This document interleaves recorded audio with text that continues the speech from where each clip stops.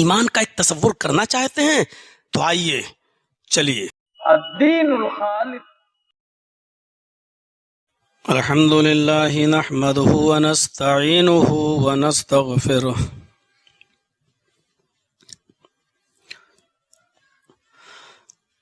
व नऊज़ु बिल्लाहि मिन शुरूरि अनफुसिना व मिन सय्यिआति अअमालिना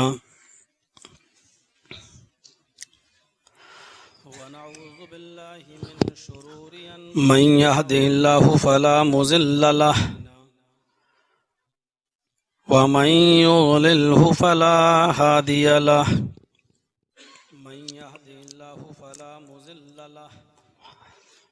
व अशहदु अल्ला इलाहा इल्लल्लाहु वहदहु ला शरीक लहु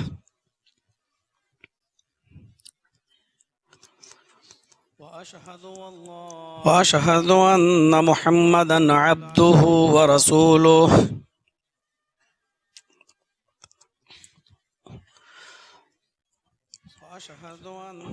अम्मा बाद फ़इन्न खैरल हदीस किताबुल्लाह व खैरल हदी हदी मुहम्मदिन सल्लल्लाहु अलैहि वसल्लम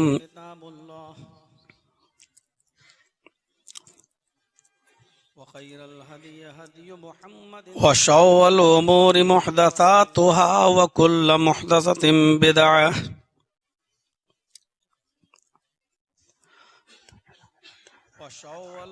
व कुल्लु बिदअतिन ज़लालह व कुल्लु ज़लालतिन फिन्नार।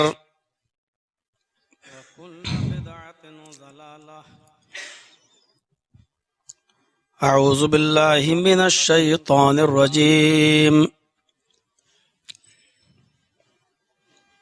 बिस्मिल्लाहिर रहमानिर रहीम।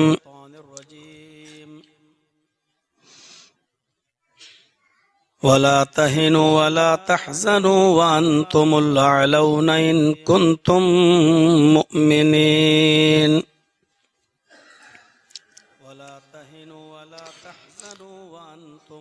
रब्बि इश्रह ली सदरी व यस्सिर ली अमरी वहलुल उक़दतम मिन लिसानी यफ़क़हू क़ौली।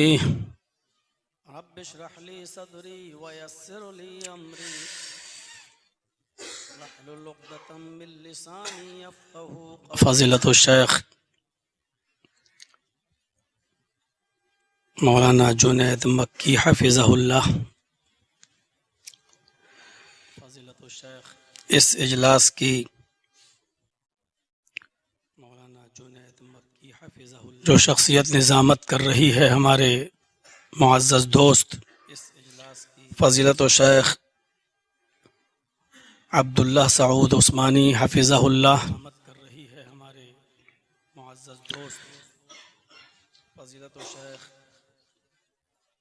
असअद मक्की हफ़िज़हुल्लाह, उनके रुफ़क़ा और इस मस्जिद में सर्दियों की इस रात में कुरान और हदीस की बातें सुनने के लिए आए हुए मुअज़्ज़ज़ सामईन हज़रात, पर्दा नशीन इस्लामी ख़वातीन, प्यारी माँ और बहनों, जमीयत शुब्बानुल मुस्लिमीन वक्तन फ़वक्तन इस किस्म के प्रोग्राम कराती रहती है और जो भी आलिम आपकी इस बस्ती में आता है तो उनसे इसरार करके वक्त ले लिया जाता है और कोई मौका ऐसा छोड़ा नहीं जाता कि लोग महरूम रह जाएं। कोशिश होती है कि आने वाले उलमा से कुछ न कुछ इस्तिफादा किया जाए। मुझे भी 4 जनवरी को आना था, वक्त पहले से तय था, प्रोग्राम एक दर्स की शक्ल में यहाँ रखा गया। अल्लाह रब्बुल आलमीन से दुआ है कि इलाहुल आलमीन हमें और आपको इस किस्म के जो दुरूस हुआ करते हैं और उनमें जो किताब व सुन्नत की बातें होती हैं, अल्लाह रब्बुल आलमीन हमें उन पर अमल करने की तौफीक अता फरमाए। ईमान की ताजगी होती है, जो किताब व सुन्नत की बातें होती हैं, अल्लाह रब्बुल आलमीन और जो सुस्ती होती है, हमारी अमलों की जो कोताही होती है, इस किस्म के प्रोग्रामों से वो कोताही थोड़ी दूर हो जाती है और असर नौ एक ताजगी सी इंसान महसूस करता है अपनी आमली जिंदगी के अंदर। दो चीजें बड़ी अहम हैं इस्लाम के अंदर, अपनी आमली जिंदगी के अंदर, एक ईमान और दूसरी अमल सालेह। कुरान करीम का जब आप मुताला करेंगे तो जा बजा और दूसरी अमल ये पढ़ेंगे, बहुत सी जगहों पर आपको ये आयत मिलेगी, कुरान करीम का जब आप इल्लल्लज़ीना आमनू व अमिलुस सालिहात, ये पढ़ेंगे। इसके साथ आगे पीछे कुछ जोड़ दिया जाता है, कहीं जोड़ा गया इल्लल्लज़ीना आमनू व अमिलुस सालिहात फलहुम अजरुन गैरु ममनून, कहीं कहा गया इल्लल्लज़ीना आमनू व अमिलुस सालिहात व तवासौ बिल हक़्क़ि व तवासौ बिस सब्र। लेकिन मुझे जिस तरफ इशारा करना है वो ये दो चीजें हैं, ईमान और अमल सालेह। और इसकी वजह यह है कि अल्लाह रब्बुल आलमीन ने अहले ईमान को सरबुलंदी अता करने का वादा किया है। और इसकी वजह यह है कि अल्लाह रब्बुल आलमीन ने अहले इज्जत देने का वादा किया है, सरबुलंदी अता करने का वादा किया, लेकिन एक शर्त के साथ इज्जत देने का वादा किया, वला तहिनु वला तहज़नु व अंतुमुल अलौना इन कुंतुम मुमिनीन। मोमिनो तुम गम न करो, वला तहज़नु मायूस मत हो, मोमिनो तुम्हें घबराने की जरूरत नहीं है, गम करने की जरूरत नहीं है, तुम्हें मायूस होने की भी जरूरत नहीं है। वअंतुमुल अलौन, हम तुम्हें इज्जत देंगे, हम तुम्हें बुलंदी अता फरमाएंगे, हम तुम्हें ऊंचा रखेंगे, हम तुम्हें साहिबे हुकूमत बनाएंगे, इन कुंतुम मोमिनीन, अगर तुम मोमिन हो जाओ तो। ये आगे वाला जुमला यही काबिल गौर है, अगर तुम मोमिन हो जाओ तो। फिक़ह की किताबें जब आप पढ़ेंगे तो उसमें आपको मफ़हूम मुखालिफ पढ़ाया जाएगा, बताया जाएगा, इसका भी मफ़हूम मुखालिफ निकालिए। अल्लाह ने कहा कि हम तुम्हें इज्जत देंगे, बुलंदी देंगे, साहिब हुकूमत बनाएंगे, इसका भी मफ़हूम शर्त यह है कि तुम पहले मोमिन बन जाओ। आज हम साहिब इज्जत नहीं है, साहिब हुकूमत भी नहीं है, बुलंदी भी हमें नहीं मिल रही है, हर जगह हम रुस्वा और जलील भी हो रहे हैं, साहिब हुकूमत भी नहीं है। इसका मतलब यह है कि हमारे अंदर ईमान, मतलूबा ईमान नहीं है। दावा ईमान तो है हमारे पास, लेकिन जो ईमान मतलूब है, जो अल्लाह चाहता है, वो हमारे पास नहीं। लेकिन जो ईमान, दो चीजों की तरफ इशारा किया मैंने, ईमान और अमल सालेह। सिर्फ ईमान काफी नहीं है, अमल सालेह जरूरी है। सिर्फ अमल सालेह जरूरी नहीं है, ईमान का साथ होना भी जरूरी है। मैंने शायद कभी मिसाल दी हो आपके इस इलाके में या नहीं, मुझे नहीं मालूम। ईमान और अमले स्वाले का ताल्लुक बिल्कुल ऐसा है जैसे मोबाइल और सिम। आपके पास अगर मोबाइल है लेकिन सिम नहीं है तो 1 लाख का एप्पल का मोबाइल भी, आपका आईफोन भी बेकार है। आपके पास सिर्फ सिम है और उसमें बैलेंस 50,000 हो, 1 लाख हो, लेकिन वो सिम पड़ी है एक जगह, बैलेंस चाहे जितना हो उसके अंदर, लेकिन वो सिम भी बेकार है जब तक के मोबाइल ना हो। जब मोबाइल बगैर सिम के बेकार है और सिम बगैर मोबाइल के बेकार है, इसी तरीके से ईमान का और अमले स्वालेह का ताल्लुक है। जब मोबाइल बगैर सिम के बेकार है, कितने गैर मुस्लिम, आप चले जाइए बॉम्बे, चले जाइए आप दिल्ली एम्स वगैरह में और टाटा मेमोरियल में बॉम्बे में, कितने गैर मुस्लिम लोग ऐसे हैं जो गरीबों की मदद करने के लिए चेक ले लेके दौड़ रहे हैं। आपको इतने रुपए की जरूरत है कैंसर के इलाज में, ये लीजिए। आपके ऑपरेशन में इतना खर्चा हो रहा है, आप गरीब आदमी हैं, ये लीजिए। फ्री इलाज करवा रहे हैं उनका,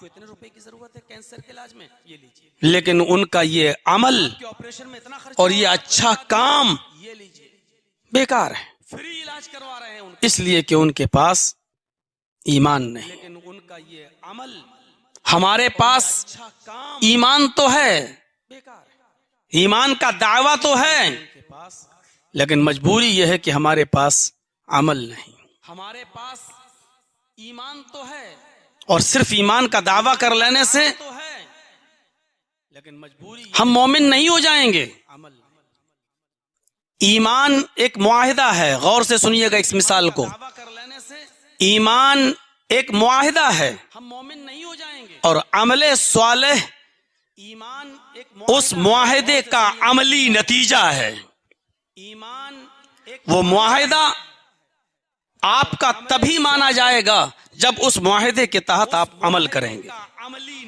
अमल नहीं तो माफ कीजिएगा, मुआहिदा चाहे जितना मजबूत हो, कोई आपको आपके मुआहिदे के मुताबिक आपको पूरी मजदूरी नहीं देगा। अमल नहीं, फर्ज कर लीजिए जरजीत साहब एक मिस्त्री हैं, मकान की तामीर करते हैं, पूरी मजदूरी नहीं देगा, और आपने हमसे कहा कि साहब एक दीवार ये खड़ी करना है, मिस्त्री हैं, कितना पैसा लेंगे? जरजीत साहब ने कहा 1,000 रुपया पर डे। कितने दिन में आप ये दीवार खड़ी कर देंगे?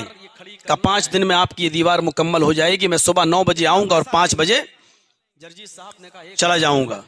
5 दिन लगेंगे। आपने कहा ठीक है, 5 दिन में आप हमारी दीवार खड़ी कर दीजिए और 5 दिन के बाद आप हमसे 5,000 रुपया ले लीजिए। 5 दिन लगेंगे। ये मुआहिदा तय हो गया। आपने कहा ठीक है, आपने एक मुआहिदा किया, हम 5,000 रुपए देंगे। उस मुआहिदे के मुताबिक हमने वादा किया, ठीक है हम 5 दिन आपके यहाँ काम करेंगे, सुबह 9 बजे आएंगे, 5 बजे जाएंगे और 5 दिन में आपकी दीवार खड़ी कर देंगे। जरजीत साहब 5 दिन आपके पास आते ही नहीं हैं और 5 दिन के बाद 6ठे दिन पहुंचते हैं और आपसे कहते हैं कि मुझे मेरी मजदूरी दीजिए, आप दे देंगे? वो कहेगा साहब आपने धोखा दिया है, जब आपको आना ही नहीं था तो पहले बता देते, हम किसी और को रख लेते। नहीं साहब वो सब छोड़िए, आपने वादा किया था कि मैं 5,000 रुपए दूंगा, आप दीजिए। नहीं था तो पहले बता देते, हम किसी और को रख लेते। वो शख्स या आप क्या कहेंगे? जरजीत साहब पागल हैं क्या? किसी पागल खाने में आपका इलाज कराया जाए? 5,000 रुपए देने का वादा मैंने उस वक्त किया था जब आप 5 दिन यहाँ काम करेंगे और मेरी दीवार बनाएंगे। आपने दीवार ही खड़ी नहीं की, 5 दिन काम ही नहीं किया, फिर हम आपको मजदूरी कैसे दें? जरजीत साहब जिद कर रहे हैं, नहीं साहब काम किया हो या ना किया हो, लेकिन मैंने इकरार तो किया था कि काम करेंगे। मैं इसका इनकार तो नहीं कर रहा हूं ना, मैं कह तो रहा हूं कि मैंने इकरार किया था कि काम करूंगा, नहीं किया तो क्या हुआ? मैं इनकार नहीं कर रहा हूं, लिहाजा इस इकरार के बदले में हमें मजदूरी दे दीजिए। सारे लोग मिलकर हमें पागल कहेंगे, आपका फेवर करेंगे, हमारा नहीं। अगर हम मुकदमा दायर करते हैं कोर्ट में तो हम ही हारेंगे, क्योंकि हमारा उसूल, हमारी दलील कमजोर है। फेवर करेंगे हमारा नहीं। आपने एक मुआहिदा किया अल्लाह ताला से, अल्लाह ने कहा कि ये ईमान तुम्हें अपने अंदर पैदा करना है। दलील कमजोर है। आपने कहा कि ठीक है, हम इसके बदले नमाज पढ़ेंगे, रोजा रखेंगे, हज करेंगे, ज़कात देंगे, भी एक मुआहिदा तय हो चुका। अल्लाह ने कहा ये काम करोगे तो बदले में हम तुम्हें जन्नत देंगे। नमाज पढ़ेंगे, कयामत के दिन आप खड़े हो जाइए और कहिएगा क्या अल्लाह तू मुझे जन्नत में दाखिल कर, क्योंकि तूने वादा किया था जन्नत में दाखिल करने का। तो अल्लाह रब्बुल आलमीन कहेगा मेरे बंदे ये इकरार था, मेरी शर्त थी कि तुम ये करोगे तो मैं ये करूंगा, तुमने हमारी शर्त पूरी नहीं की, इस मुआहदे पर तुमने अमल ही नहीं किया, तो जन्नत कैसे। हम चाहते हैं कि हम नमाज पढ़े नहीं हो जन्नत मिल जाए, हम चाहते हैं कि हम रोजे रखे नहीं हो जन्नत मिल जाए, हम चाहते हैं कि ईमान के साथ जो अमले स्वाले की शर्त लगी हुई है वो अमले स्वाले हम करें ही नहीं, अल्लाह सिर्फ अपना वादा पूरा कर ले, हमने उसके बदले में जो इकरार किया है वो पूरा नहीं करना है, सिर्फ इकरार के बदले में हम जन्नत हासिल कर लें। मेरे भाइयों ऐसा नहीं हो सकता है। अल्लाह सिर्फ अपना वादा पूरा कर, ईमान एक मुआहिदा है, अमले स्वाले उसका अमली नतीजा है। जब तक हम ये अमल नहीं करेंगे अल्लाह रब्बुल आलमीन भी अपना वादा पूरा क्यों करेगा। हमें ये पहचानने की जरूरत है, ये समझने की जरूरत है हम अपने मुआहिदे पर कितना कारबंद हैं, कितना पाबंद हैं।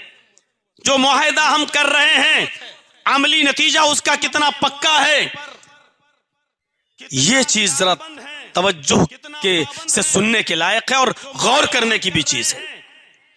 कुरान बार बार कहता है वला तहिनु वला तहजनु व अंतुमुल आलौन, अल्लाह ने ये वादा किया है मोमिनो हम तुम्हें बुलंदी देंगे, हम तुम्हें इज्जत देंगे, हम तुम्हें इज्जत बख्शेंगे, लेकिन शर्त यह है कि तुम अपने अंदर ईमान पैदा कर लो। इन कुंतुम मोमिनीन, पहले तुम मोमिन बनकर दिखाओ, हम तुम्हें इज्जत बख्शेंगे। इसका मतलब यह है कि मतलूबा ईमान हमारे अंदर नहीं है। मतलूबा ईमान क्या है, ये चीज अगर आज आपने गौर कर ली और समझ गए तो इंशाअल्लाह बहुत आसानी पैदा हो जाएगी। मतलूबा ईमान क्या है? पहली चीज यह है कि ईमान जब किसी के अंदर आ जाता है, ईमान जब किसी के अंदर आ जाता है तो ईमान की पहली निशानी यह है कि डर और खौफ मोमिन के अंदर से निकल जाता है। मैं इसको यूं कह सकता हूं कि जिसके अंदर जितना ज्यादा ईमान होगा उसके अंदर मोमिन के अंदर दुनिया और दुनियादारों का डर उतना ही कम होगा और अल्लाह का खौफ उतना ही ज्यादा होगा। इसको एक और मिसाल से समझने की कोशिश कीजिए। और दुनियादारों का डर उतना ही कम होगा। ईमान हमारी बुनियाद है, हमारा रिश्ता अपनी बुनियाद से जितना मजबूत होगा हम उतनी ही तरक्की करेंगे। ईमान हमारी बुनियाद है। योशिकुल उममु अन तदा अलैकुम कमा तदा अलकलतु अला क़िसतिहा, हम उतनी ही तरक्की करेंगे। अबू दाऊद किताबुल मलाहिम के अल्फाज हैं, एक ऐसा जमाना तुम्हारे ऊपर आ जाएगा कि तुम देखोगे कि तुम्हारे ऊपर सारी कौमें से टूट पड़ेंगी, तुम्हारे ऊपर दुनिया की सारी कौमें से टूट पड़ेंगी जैसे भूखे लोग दस्तरखान के ऊपर टूट पड़ते हैं, जैसे भूखे लोग दस्तरखान के ऊपर टूट पड़ते हैं। क़ाल क़ाइलुन, एक कहने वाले ने कहा वमिन क़िल्लतिन नहनु यौमइज़िन, आय अल्लाह के नबी सल्लल्लाहु अलैहि वसल्लम क्या उस दिन हम तादाद में कम होंगे? क्या हमारी किल्लत होगी? क्या हमारी तादाद ज्यादा नहीं होगी कि सारे लोग हमारे ऊपर टूट पड़े और हमारा मजाक उड़ाएं, हमें टुकड़े टुकड़े कर दें? तो अल्लाह के नबी सल्लल्लाहु अलैहि वसल्लम ने फरमाया नहीं नहीं, तुम्हारी तादाद कम नहीं होगी, बल अंतुम यौमइज़िन कसीर, तुम्हारी तादाद बहुत ज्यादा होगी, बहुत ज्यादा तुम तादाद में होगे, लेकिन वलाकिन्नकुम गुसाउन का गुसा इस्साइल, कीड़े मकोड़ों की तरह, कूड़ा करकट की तरह, जैसे समंदर की मौजें उनको जहां चाहती हैं बहा ले जाती हैं, ऐसे ही दुनिया की सारी कौमें तुम्हें जहां चाहेंगी वहां बहाएंगी। जैसा नचाना चाहेंगी वैसा जैसे समंदर की नाचोगे, उनको जहां चाहती है बहा ले जाती। क्यों? क्योंकि अल्लाह रब्बुल आलमीन तुम्हारे दिलों में वहन डाल देगा, काफिरों के दिलों से तुम्हारा रोब दबदबा निकाल देगा, नाचोगे, तुम्हारा खौफ, तुम्हारा दबदबा जो उनके दिलों में बैठा हुआ वो निकाल देगा और तुम्हारे दिलों में वहन डाल देगा। आज देख लीजिए, कल तक हमारे मोहल्ले में कोई बजती हुई बैंड बाजे के साथ बारात नहीं गुजरती थी। 60-70 साल पहले का जमाना देख लो, लोग कहते थे नहीं मुसलमानों का मोहल्ला है, इनको गानों से नफरत है, नहीं बंद कर दो। लेकिन आज यह हाल है कि हमारी मस्जिदों में खुतबे हो रहे होते और नमाजें हो रही होती तब भी नहीं रुकती हैं। क्यों? जब हमने खुद उनसे इश्क लड़ाना शुरू कर दिया मौसीकी से और गाने बजाने से, जब टीवी और उसके अंदर आने वाले गिना से हम लुत्फानंदोज होने लगे, तो अल्लाह रब्बुल आलमीन ने रोब दबदबा हमारा निकाल दिया उनके दिलों से, इसलिए फरमाया कि अल्लाह तुम्हारे दिलों में वहन कमजोरी डाल देगा। फिर साहबा ने पूछा कमजोरी क्या है, तो आपने फरमाया हुब्बुद दुनिया व कराहियतुल मौत, अल्लाह दुनिया की मोहब्बत और मौत की नापसंदीदगी तुम्हारे दिलों में डाल देगा। ये सूरत हाल है हमारी। फिर साहबा ने पूछा कमजोरी क्या है, जो चीज पुरानी होती जाती है वो हमारी तरफ से रिजेक्ट होती जाती है। घड़ी पुरानी होती है हम उसको रिजेक्ट कर देते हैं, माइक पुराना होता है रिजेक्ट कर देते हैं, कपड़ा पुराना होता जाता है हम उसको रिजेक्ट करते जाते हैं। लेकिन दुनिया में ऐसी क्या चीज है, ये जितनी ज्यादा आगे बढ़ती जा रही है, जितनी बूढ़ी होती जा रही है, जितना एक साल 2 साल आगे की तरफ बढ़ती जा रही है, इस दुनिया की रंगीनी हमें उतने ही आज हमें अपना गर्विदा करती जा रही है, आज हमें अपने चंगुल में ले रही है। ये दुनिया जितनी बूढ़ी होती जा रही है, आज हम इसके अंदर उतना ही घुलते जा रहे हैं, उसमें उतना ही मगन हो रहे हैं। इस पुरानी दुनिया से, इस बूढ़ी दुनिया से हमें नफरत क्यों नहीं हो रही है? इमाम कायनात ने ये नहीं कहा कि तुम नफरत करो, दुनिया से बिल्कुल कतई ताल्लुक हो जाओ। अल्लाह तबारक व तआला ने भी ये नहीं कहा मुसलमानों तुम दुनिया बिल्कुल छोड़ दो। उसने बताया तुम दुनिया भी मांगो और आखिरत भी मांगो, दुनिया की भलाइयां तलब करो और आखिरत की भलाइयां भी तलब करो। दुनिया में भी कुछ चीजें बुरी हैं, आखिरत के अंदर भी कुछ चीजें बुरी हैं। आखिरत की और दुनिया की बुरी चीजों से तुम अल्लाह की पनाह मांगो और ये दुआ करते रहा करो, रब्बना आतिना फिद दुनिया हसनतन व फिल आखिरति हसना व क़िना अज़ाबन्नार। ऐ अल्लाह हमें दुनिया की खूबियों से नवाज, दुनिया की अच्छाइयों से नवाज, और वफिल आखिरत हसना, और आखिरत में जो अच्छाइयाँ, जो भलाइयाँ, जो खूबियाँ तूने रखी हैं, तो उन खूबियों और भलाइयों से तू हमें नवाज दे। वक़िना अज़ाबन्नार, और जहन्नम के अजाब से तू हमें नजात अता फरमा। मेरे भाइयों, कतई ताल्लुक होने को नहीं कहा है, सिर्फ दुनिया की अच्छी चीज़ों को लेने के लिए कहा है। लेकिन दुनिया जितनी बूढ़ी होती जा रही है, हम उसमें उतना ही मगन होते जा रहे हैं, और जितना हम दुनिया में मगन हो रहे हैं उतना ईमान से हम दूर हो रहे हैं, यानी कि अपनी बुनियाद से दूर हो रहे हैं। बुनियाद हमने छोड़ दी, बूढ़ी होती जा रही है, हम उसमें उतना ही मगन होते जा रहे हैं। एक मिसाल पर गौर कीजिए, मगन हो रहे हैं उतना ईमान से हम। आम का पेड़ लगा है, अपनी बुनियाद से दूर हो रहे हैं। पहले आम का फल उसमें छोटा था, धीरे धीरे बड़ा हुआ। पहले उसमें खट्टापन था, अब उसके अंदर मीठापन आ गया। छोटे आम से बड़ा हुआ, खट्टे से मीठा हुआ। इस आम के अंदर दिन ब दिन तरक्की होती जा रही है। क्यों? क्योंकि ये अपनी बुनियाद से जुड़ा हुआ है। कभी आपने गौर किया है कि हवा चली और चंद आम आपस में टकराए, उन आमों में एक आम टूट जाता है, और जैसे ही वो टूटता है वो आम जमीन के ऊपर गिरता है। मैं आपसे पूछना चाहता हूं कि जब आम ने अपनी बुनियाद को छोड़ा तो जमीन के ऊपर क्यों आया? उस आम को आसमान की बुलंदी ने अपनी तरफ क्यों नहीं खींचा? मैं आपसे पूछना चाहता हूं कि जब वो आम ऊपर की तरफ क्यों नहीं गया? जब आम टूटा पेड़ से तो वो नीचे की तरफ क्यों आया? आम का अपने पेड़ से टूटना और उस पेड़ से कतई ताल्लुक होना, फिर उसका नीचे गिरना हमें ये इबरत दे रहा है कि जो चीज अपनी बुनियाद को छोड़ देती है वो पस्ती की तरफ आती है, वो जिल्लत की तरफ आती है, वो रुसवाई की तरफ आती है, वो कभी तरक्की नहीं कर सकती, वो कभी बुलंदी पर नहीं जा सकती है, क्योंकि उसने अपनी बुनियाद से अपना रिश्ता तोड़ लिया है। जब वो जमीन पर गिरेगी तो जमीन पर खेलने वाले कुछ लड़के उस आम पर टूट पड़ेंगे, जिसके हाथ में आएगा वो ले जाएगा, टूटेंगे उसके ऊपर, गिरेंगे उसके ऊपर। और यह भी हो सकता है कि आम चीना झपटी में दब जाए, मसल दिया जाए और न ये खा सके न वो खा सके, किसी के काम ना आए, ऐसा भी हो सकता है। आम का अपनी बुनियाद से टूटना और जमीन पे गिरना हमें ये दर्स दे रहा है, हमें ये सबक दे रहा है कि बुनियाद से जब तक कोई चीज जुड़ी है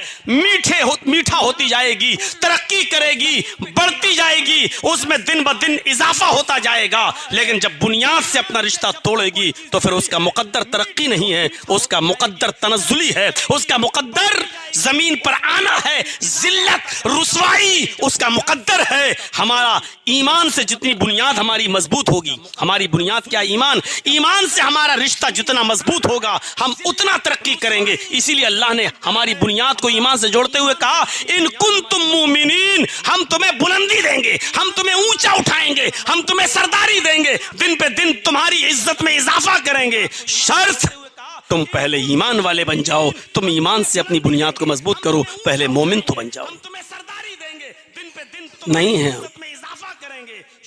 अभी 1.5-2 महीने के बाद, 3 महीने के बाद जो इलेक्शन आएंगे उसमें हम देख लें कि हम कितने % मुत्तफिक हैं और मुत्तहिद हैं। देख लीजिएगा नजरिया हमारा, हमारी विचारधाराएं, हमारे नजरियात, हमारे इख्तिलाफात, हमारा इंतिशार, हमारी नाइत्तिफाकी, जो वो चाह रहे हैं दूसरे लोग, हम उनको वही मौका फराहम कर रहे हैं। देख लीजिएगा, हमने ईमान से अपने रिश्ते को मुनक़ता कर लिया है, बुनियाद। एक और मिसाल से समझने की कोशिश कीजिए। जरजीत साहब एक पतंग उड़ा रहे हैं, ईमान से अपने रिश्ते को ढील देते जाते हैं, पतंग उड़ती जा रही है। एक और मिसाल से समझने, वो पतंग काफी बुलंदी पर है, जैसे जैसे डोर को ढील देते जा रहे हैं, पतंग ऊपर ही जा रही है। वो पतंग ऊपर क्यों जा रही है? वो पतंग नीचे क्यों नहीं आ रही है?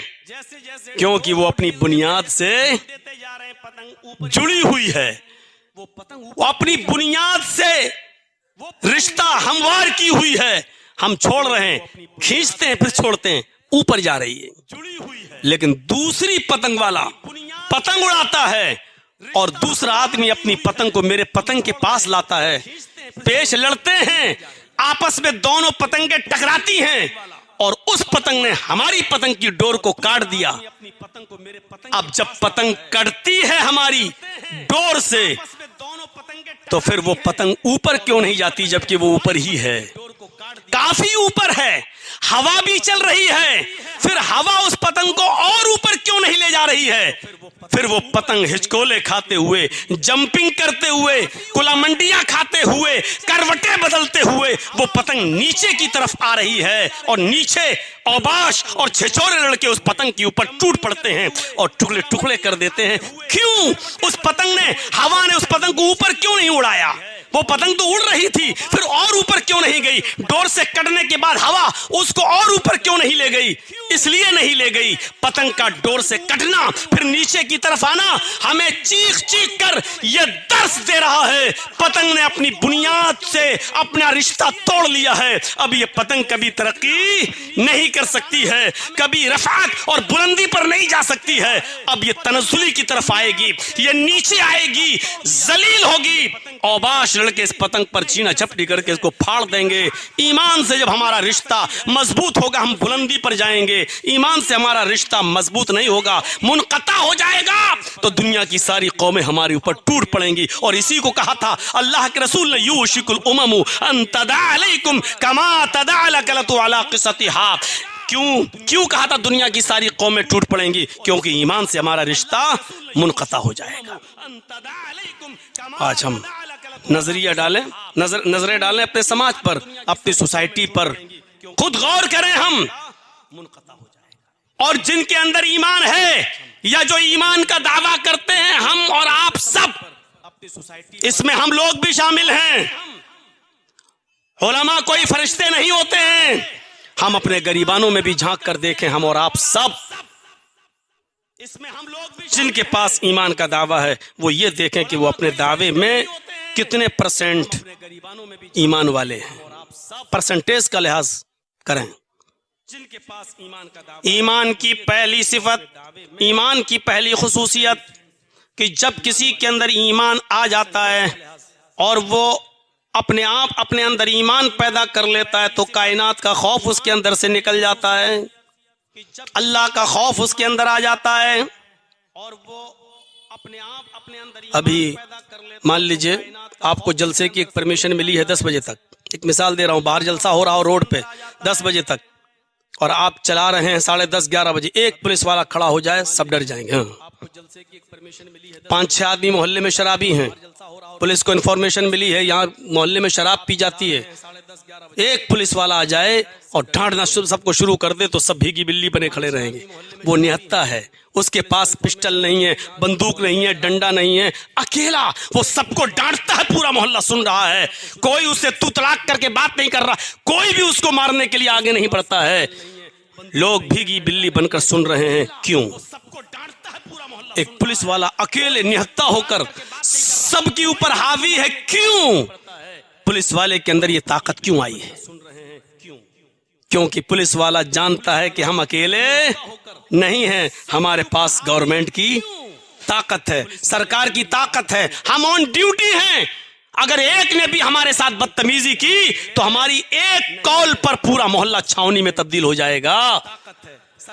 हम उसको बदतमीजी के साथ नहीं बोल सकते हैं, ना मार सकते हैं। क्यों? क्योंकि हमें मालूम है कि वो अकेला नहीं है, उसके पास सरकार की ताकत है। एक अकेला पुलिस वाला जब सब पर हावी, क्योंकि गवर्नमेंट की ताकत, हम एक पुलिस वाले से डरे हुए क्योंकि हम जानते हैं कि उसके पास गवर्नमेंट की ताकत। एक मोमिन जब उसके अंदर सच में ईमान पैदा हो जाता है, हकीकत में जब ईमान उसके अंदर आ जाता है, तो मेरे भाइयों, रब्बे काबा की कसम, फिर वो अपने आप को अकेला महसूस नहीं करता, फिर वो अपने आप को तन्हा महसूस नहीं करता।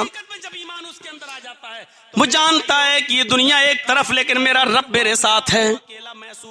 उसके अंदर सिर्फ अल्लाह का खौफ होता है, किसी और का नहीं।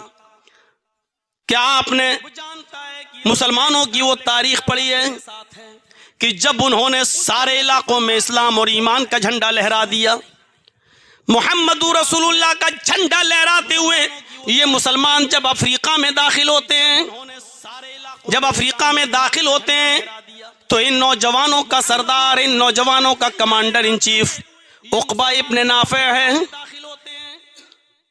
जब वो अफ्रीका के एक साहिल पर एक समंदर के पास पहुंचता है तो क्या देखता है कि सामने समंदर है। नमाज का वक्त हो जाता है। आइए नौजवानों, इस ईमान से अपनी बुनियाद को मजबूत कीजिए, अपने रिश्ते को मजबूत कीजिए। समंदर के पानी से वजू बनाता है और उसी जगह अपने फौजियों को और अपने सिपाहियों को नमाज पढ़ाता है। नमाज पढ़ाने के बाद वो मुक्तदियों की तरफ चेहरा करता है, सामने देखता है कि इस्लाम का झंडा लहरा रहा है, दाएं देखता है इस्लाम इस्लाम, बाएं देखता है तो मोहम्मद रसूलुल्लाह का परचम। फिर वो समंदर की तरफ चेहरा करता है, वहां समंदर ही समंदर, समंदर के अंदर तुग़यानी है, समंदर की लहरें, समंदर का पानी जोश मार रहा है, उसके अंदर तुग़यानी आई हुई है। उक़बा इब्न नाफे के साथ ही समंदर की उठती हुई लंबी लंबी मौजों लहरों को देखते हैं, लेकिन उक़बा इब्न नाफे कहता है इलाहुल आलमीन, मेरे दाएं तरफ इस्लाम, मेरे बाएं तरफ इस्लाम, मेरे सामने भी इस्लाम, पीठ के पीछे समंदर, इलाहुल आलमीन, मैंने दाएं देखा, बाएं देखा, सामने देखा, हर जगह इस्लाम ही इस्लाम है। यानी कोई चप्पा मैंने बाकी नहीं छोड़ा जहां इस्लाम का परचम न लहरा दिया हो। अब सामने समंदर आ गया है, मेरी पीठ के पीछे समंदर है, समंदर के अंदर लहरें बहुत ऊंची ऊंची उड़ रही हैं, लेकिन आय अल्लाह मुझे इन लहरों की परवाह नहीं है। ईमान देखिए, आय अल्लाह मुझे इन लहरों की कोई परवाह नहीं है। तेरे इज्जतों किबरियाई की कसम खा के कहता हूं, अगर मुझे यह मालूम हो जाए इस समंदर को पार करने के बाद भी कोई बस्ती रहती है, वहां तेरी कोई मखलूक जिंदा है, वहां तेरे बंदे आबाद हैं, तो तेरी इज्जत की कसम खा के कहता हूं मैं अपने सिपाहियों और अपने घोड़ों को इन समंदरों के अंदर डाल दूंगा और उस वक्त तक रुकने का नाम नहीं लूंगा जब तक कि उस बस्ती में भी जनाब मोहम्मद रसूलुल्लाह का परचम न लहरा दूं। उक़बा इब्ने नाफे के अंदर ये ईमान समंदर की उठती हुई लहरें और मौजें, जहां बड़े बड़े तैरने वाले भी अपने स्टीमर को जल्दी डालते नहीं हैं, कहीं उलट ना दे समंदर की लहरें।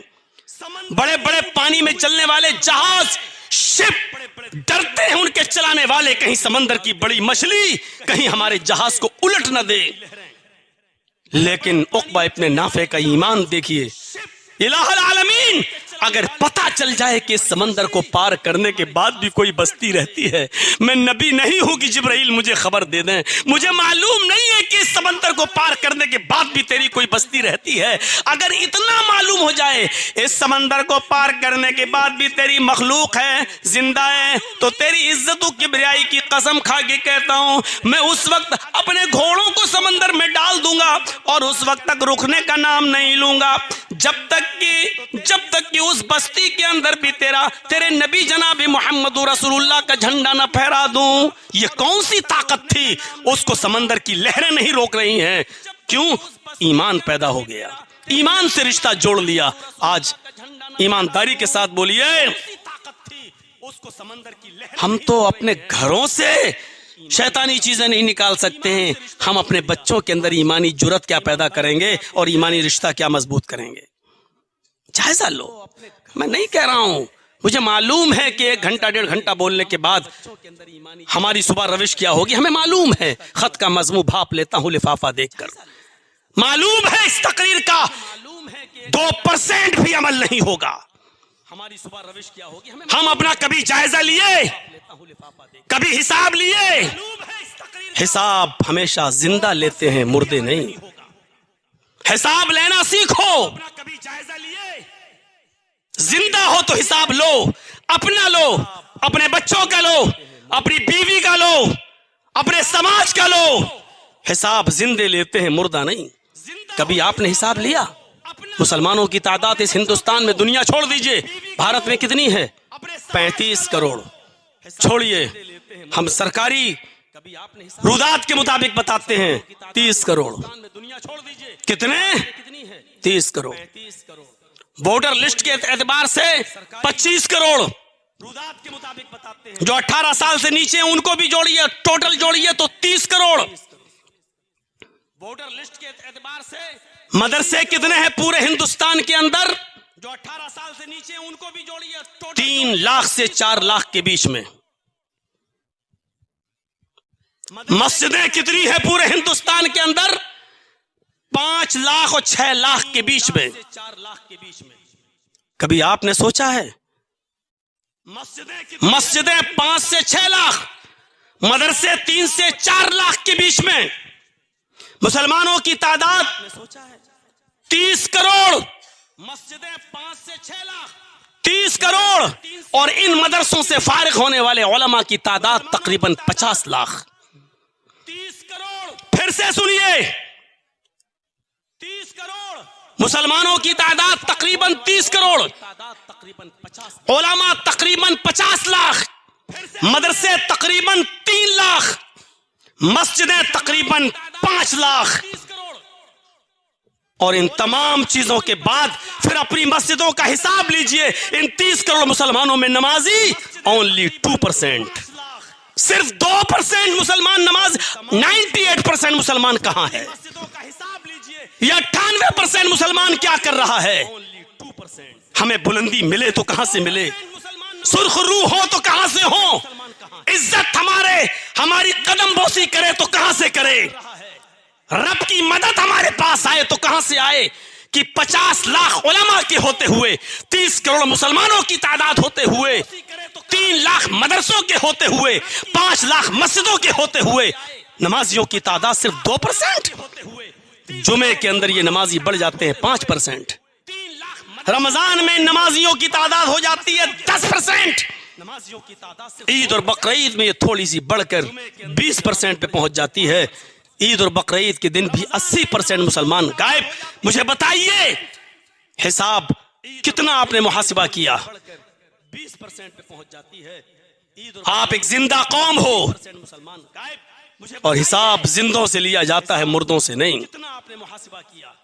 मैं नहीं कहता हूं कि गुस्सा नहीं आना चाहिए।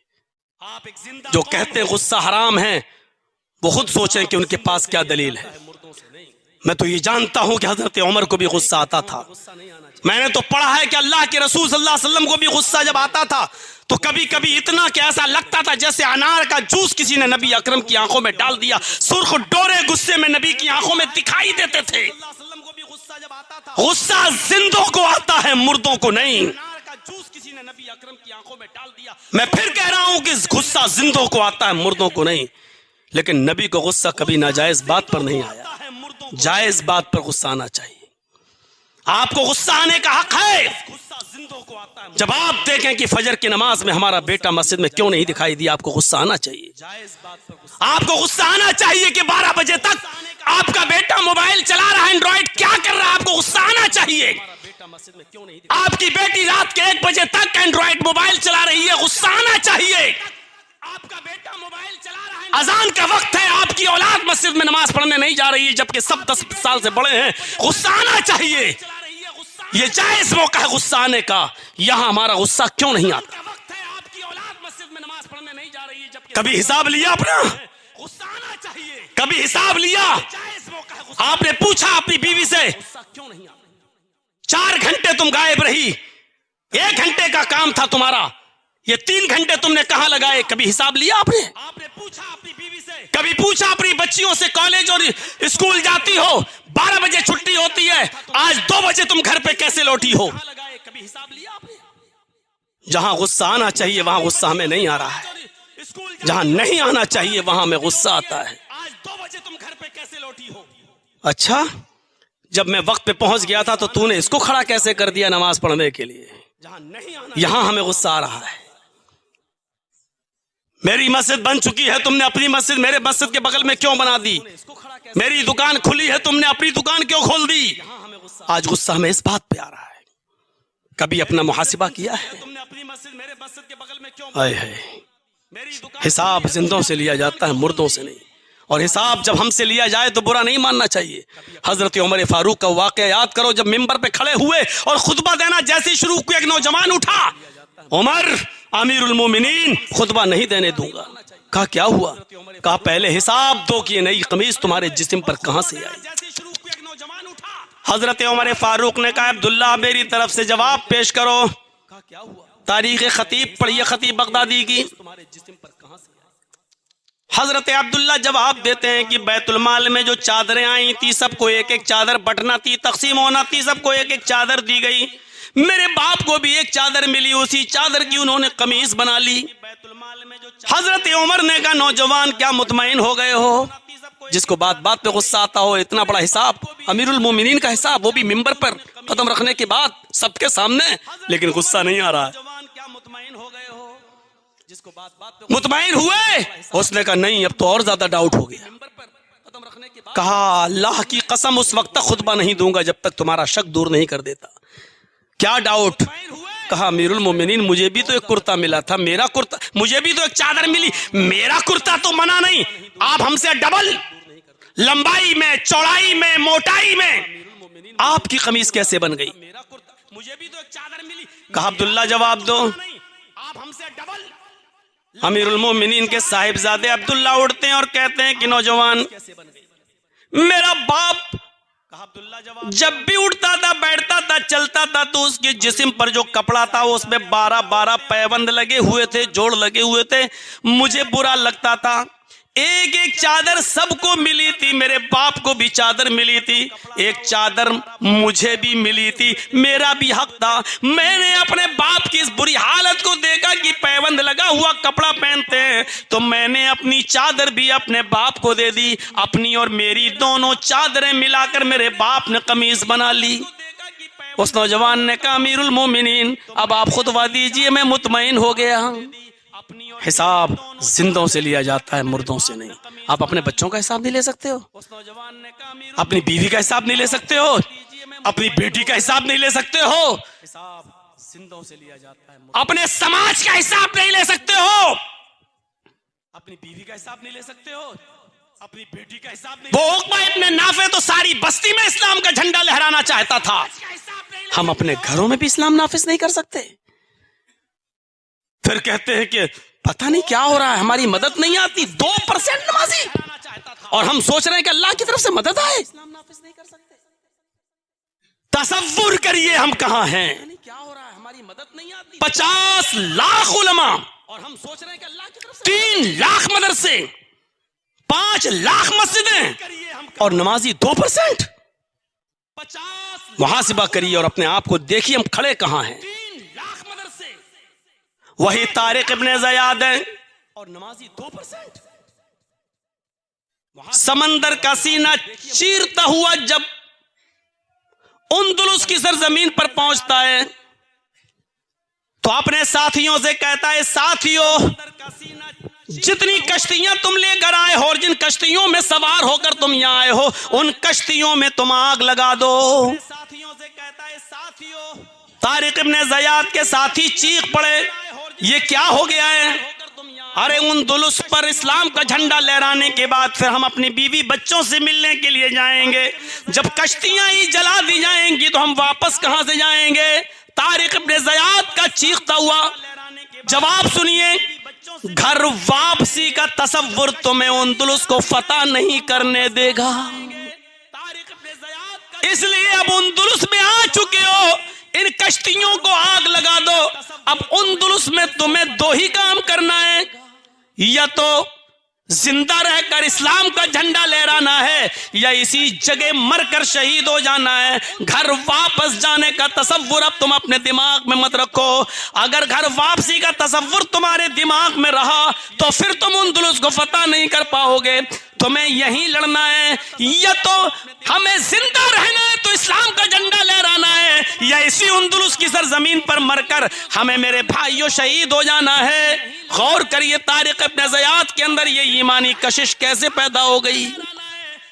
कश्तियां जला दी गई, कश्तियों में आग लगा दी गई, कश्तियां आग के हवाले कर दी गई, और कोई भी तारिक इब्ने ज़ियाद का साथी फिर घर वापसी का तसव्वुर नहीं कर सका। अब यही रहना है, मरना जीना जो कुछ भी है अब हमें उंदुलुस के अंदर करना है। घर वापस जाने का ख्याल उनके दिमागों से निकल गया है। मैंने वही कहा था, जब किसी के अंदर ईमान पैदा हो जाए तो फिर वो सिर्फ एक अल्लाह से डरता है, उसके अंदर कोई चीज, कोई खौफ बाकी नहीं रहता।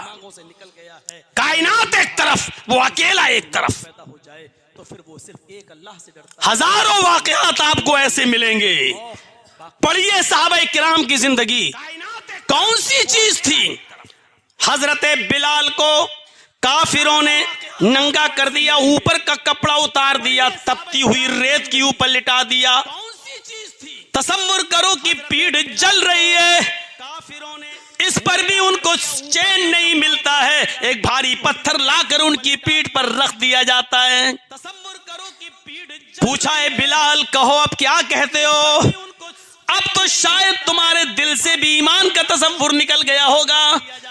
बिलाल अपने सामने उन काफिरों को खड़ा देख रहे हैं, लेकिन ईमान की ताकत जब उनके अंदर पैदा होती है तो उनकी जबान से जो जुमला निकलता है वो ये है, अहद अहद अहद, अल्लाह एक है, अल्लाह एक है। तुम जितना ज्यादा मुझे सताओगे मेरी जबान से हो अल्लाहु अहद उतना ही ज्यादा निकलेगा।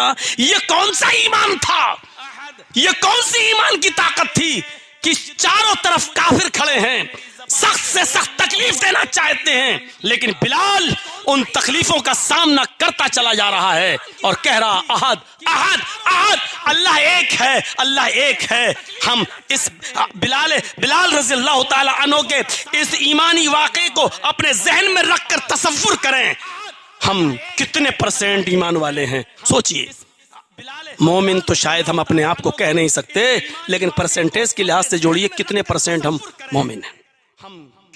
ईमान का एक तसव्वुर करना चाहते हैं तो आइए चलिए। इब्राहिम अलैहिस्सलाम को हुक्म होता है हाजरा और शीर ख्वार दूध पीते बच्चे इस्माइल को बियाबान जंगल में छोड़ के आ जाओ। आज तो आप अपनी 4 व्हीलर लेकर बंगाल तक का सफर कर सकते हो, कोई दिक्कत नहीं है। सुनसान इलाके से भी निकल सकते हो, कोई दिक्कत नहीं है। तसव्वुर करो उस जमाने का। अबुल कलाम आजाद की तहकीक के मुताबिक कोई तकरीबन 5,500 साल पुराना इस मंजर को। इब्राहिम अलैहिस्सलाम अपनी बीवी हाजरा को जिस बियाबान जंगल में छोड़ते हैं, जिसको मिना की वादी कहा जाता है, उस वक्त तक उनको मालूम नहीं है कि मुझे यहाँ छोड़कर ये चले जाएंगे। हाजरा को वहां छोड़ते हैं, इस्माइल को वहां छोड़ते हैं। हाजरा के पास सिर्फ थोड़ा सा सत्तू है और थोड़ा सा पानी है। अपनी बीवी हाजरा को उस वादी में छोड़ते हैं और वहीं इस्माइल को और चलने लगते हैं। तसव्वुर देखना, भी ईमान का तसव्वुर दिखाते हैं और ईमान के साथ बुनियाद दिखलाते हैं आपको। चलने लगते हैं। हाजरा ने आवाज दी, इब्राहिम मुझे कहां छोड़कर जा रहे हो? इधर कहां? कोई जवाब नहीं। चलने लगते हैं। हाजरा ने दाएं बाएं देखा, दरख्त तो नजर आ रहे हैं लेकिन दरख्तों पर कोई परिंदा भी नहीं बैठा। परिंदे भी ऐसे दरख्तों पर घोंसले बनाते हैं जहां आसपास पानी मिल जाए, दूर दूर तक पानी का पता नहीं, इसलिए परिंदों के भी घोंसले दरख्तों पर नहीं। एक भी परिंदा उस जंगल में नजर नहीं आ रहा, एक भी परिंदा। इब्राहिम मुझे छोड़ के कहां जा रहे हो? इन दरख्तों पर तो एक परिंदा भी नजर नहीं आता। इब्राहिम अलैहिस्सलाम के पास कोई जवाब नहीं। चले चले आ रहे हैं। अपने छोटे से बच्चे को जमीन के ऊपर लिटाया, इब्राहिम अलैहिस्सलाम का पीछा किया। इब्राहिम कहां जा रहे हो? पीछे मुड़ के देखो। इब्राहिम अलैहिस्सलाम ने हाजरा के सवाल का जवाब देना भी जरूरी नहीं समझा। अब हाजरा का सवाल देखो, इब्राहिम हक के रिफाकत में क्या मुझे कुछ सुस्त पाया है? क्या रफीक हयात होने के नाते, शरीक हयात होने के नाते, बीवी होने के नाते मुझसे कुछ कमी हुई है? मुझे कुछ सुस्त पाया है? क्या इज्जत में, खातिरी में, खिदमत में मुझसे कोई कोताही हुई है? फिर मुझे किस चीज की सजा दे के जा रहे हो? अगर ऐसी कोई बात है तो बताओ। इब्राहिम अलैहिस्सलाम के पास इस सवाल का भी जवाब नहीं। आगे बढ़ते चले जा रहे हैं। अब हाजिरा ने जो चीज पूछी उसका जवाब इब्राहिम ने दिया, वही हमारी ईमान की बुनियाद है। हाजिरा ने पीछे से दामन खींचा और सवाल किया, इब्राहिम जा रहे हो तो जाओ, इस बस्ती में परिंदा भी नहीं है, पता नहीं आप कब आओगे, कब आओगे, मुझे किसके सुपुर्द करके जा रहे हो? मैं जब आओगे अगर मेरी इज्जत को कुछ बट्टा लगा तो मैं आपको कैसे मुंह दिखाऊंगी? इस बच्चे को कुछ हो गया तो मैं आपको क्या मुंह दिखाऊंगी? आए इब्राहिम, इतना बताओ, जा रहे हो तो जाओ। इला मन ततरुकुना, यह कुरान के अल्फाज, इला मन ततरुकुना। इब्राहिम मुझे किसके सुपुर्द करके जा रहे हो? इब्राहिम मुझे किसके हवाले करके जा रहे हो?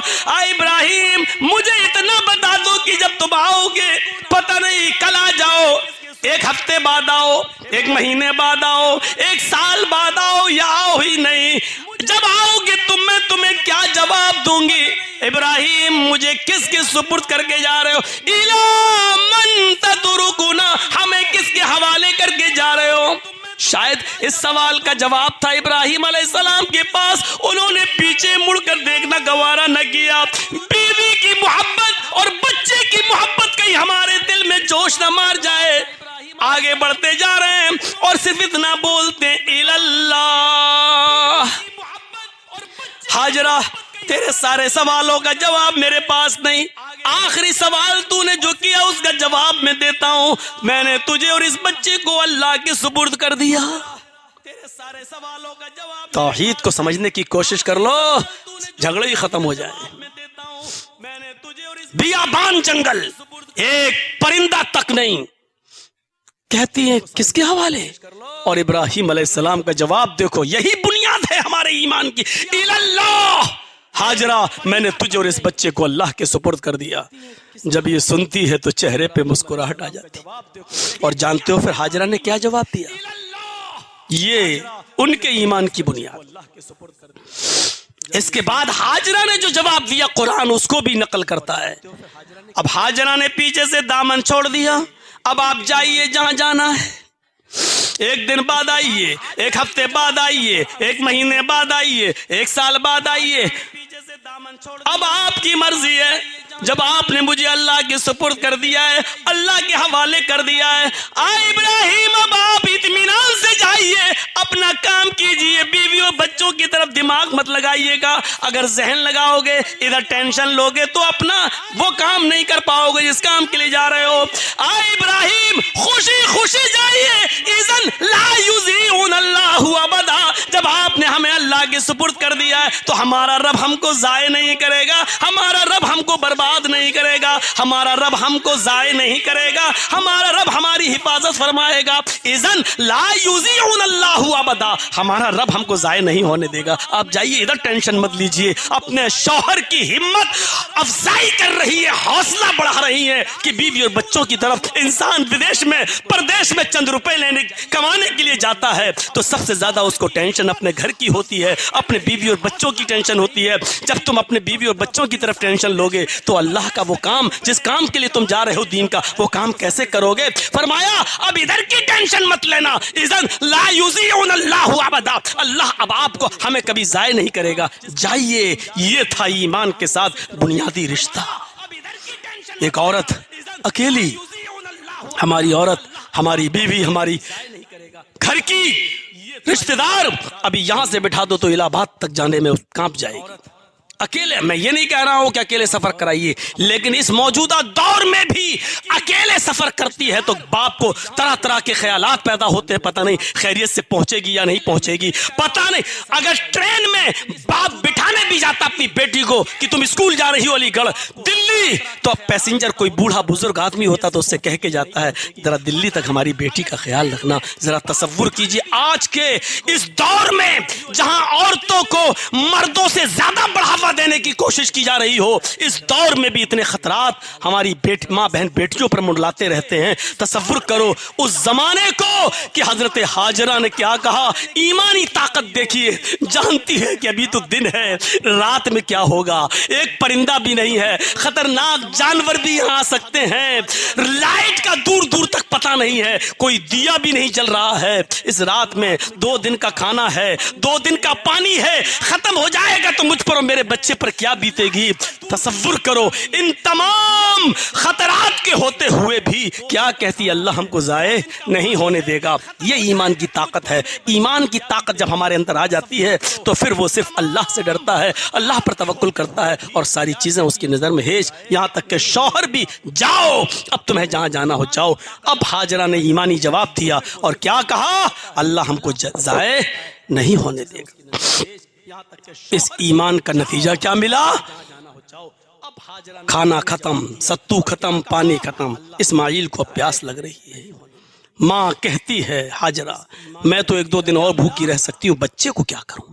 खाना खत्म, सत्तू खत्म, पानी खत्म। पानी की तलाश में जाती है सफा, पहाड़ी पर चढ़ती है, नीचे झांक कर देखती है शायद कोई बस्ती नजर आ जाए, नीचे उतर कर पानी ले आऊं। बियाबान जंगल, वहां बस्ती कहां थी? सफा से मरवा की तरफ जाती है, कुछ देर आहिस्ता चलती है, कुछ देर तेज चलती है, अकड़ के चलती है, थोड़ा सा सीना बाहर निकाल के चलती है, फिर नॉर्मल चाल चलती है, फिर थोड़ा सा अकड़ के चलती है। सऊदी गवर्नमेंट ने ग्रीन लाइट लगा रखी है, कहाँ तुम्हें तेज दौड़ना है, कहाँ आहिस्ता दौड़ना है। यहाँ हाजरा तेज दौड़ी थी, यहाँ हाजरा नर्म हुई थी, नॉर्मल चाल लगा दी। 7 चक्कर लगाए, मालूम था पानी नहीं है, फिर भी चक्कर लगा रही है। देखिए कोशिश, जिद्दोजहद। मालूम है सफा पहाड़ी के नीचे कोई बस्ती नहीं है, एक बार देख लिया काफी था, लेकिन मरवा पे चली गई। मरवा से देख रही कोई बस्ती नहीं, हो जाना चाहिए, सुकून मिल जाना चाहिए। न सफा के नीचे कोई बस्ती, न मरवा के नीचे कोई बस्ती, आ जाना चाहिए था अपने बच्चे के पास, लेकिन नहीं। औरत हूं, जितनी मेहनत कर सकती हूं कर लूं। उसने 7 चक्कर लगाए सफा और मरवा के। मालूम था पहले चक्कर के बाद के पानी नहीं है, फिर भी जुस्तजू कर रही है। ये बार बार का दौड़ना हमें ये सबक सिखा रहा है कि तकदीर पर ईमान लाना जरूरी है, लेकिन तकदीर पर भरोसा करके हाथ पे हाथ धरे रहकर बैठ जाना ये गलत है।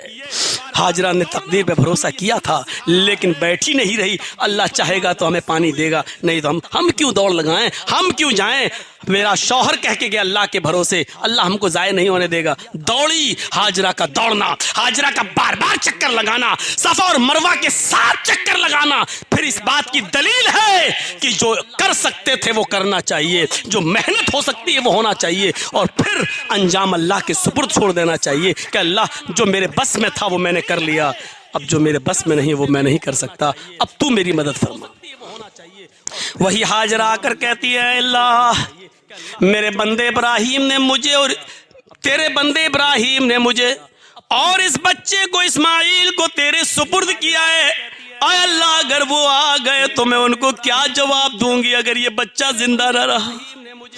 अल्लाह इस बच्चे को अगर पानी न मिला तो मैं क्या जवाब दूंगी।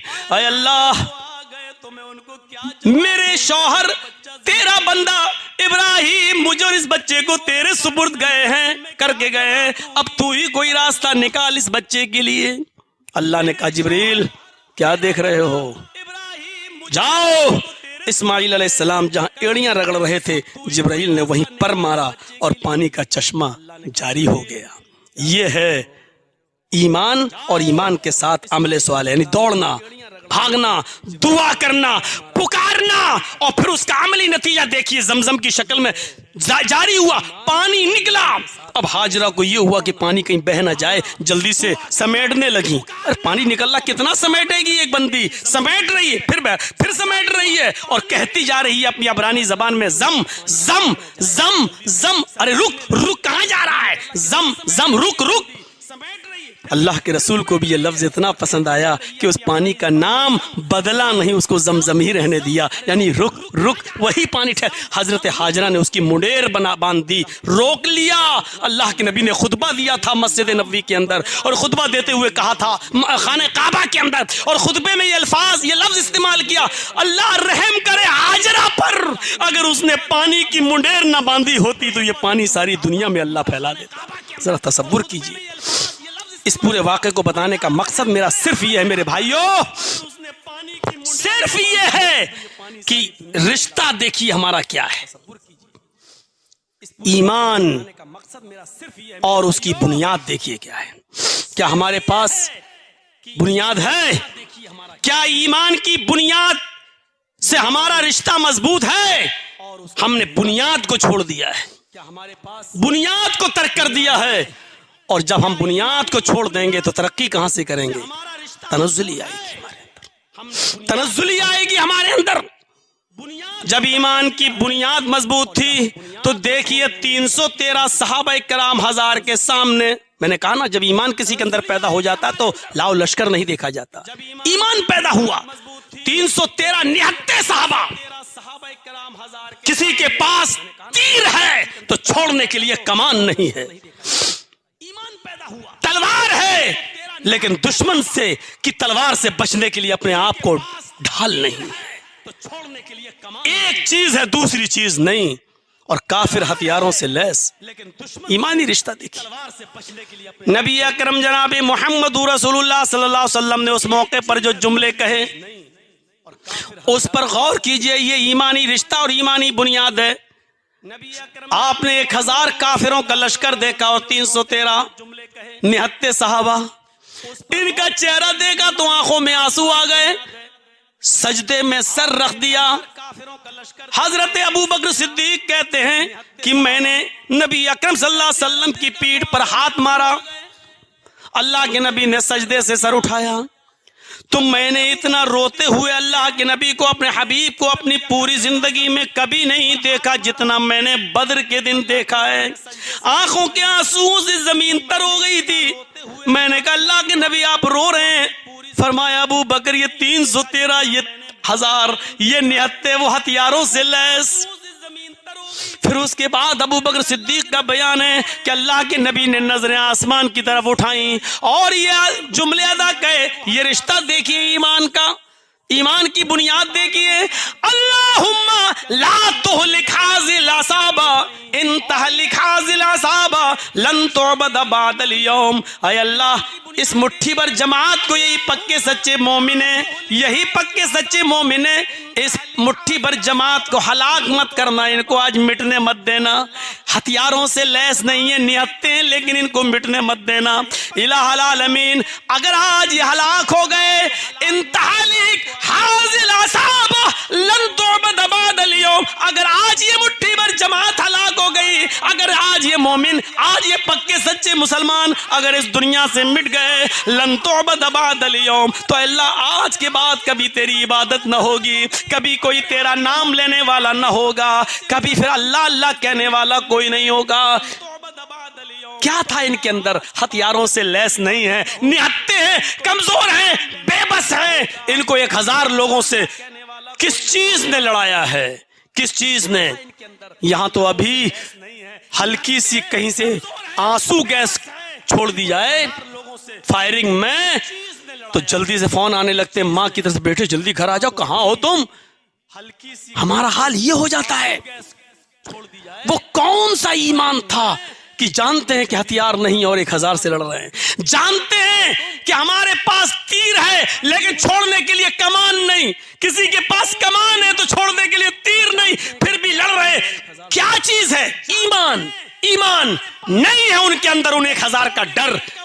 चलाओ तीर जितना, इधर आ सितमगर, हुनर आजमाए तो तीर आजमा हम जिगर आजमाए, ये जवाब दे रहे थे साहबा किराम। और फिर नतीजा ये निकला, जो ईमानी ताकत से लड़ रहे थे वही जबर हुए और जो गैर ईमानी ताकत से लड़ रहे थे वो जेर हुए, और यही 313,000 पर गालिब आए, 1000 पर गालिब आए। मेरे भाइयों ये कौन सा तसव्वुर था? है ईमान हमारे अंदर है।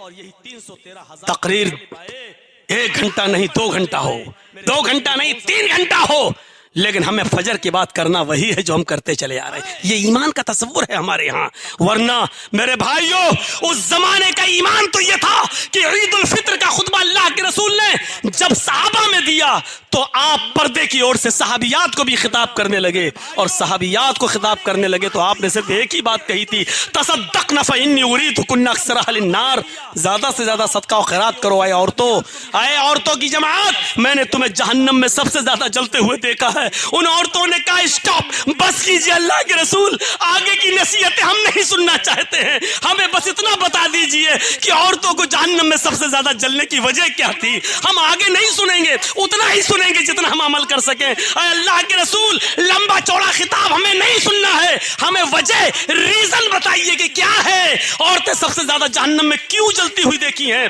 अल्लाह के नबी ने फरमाया तुक्सिरन लान व तकफुरन अशीर, तुम लानो तान ज्यादा करती हो और गीबत चुगली और अपने शोहरों की नाफरमानी ज्यादा करती हो।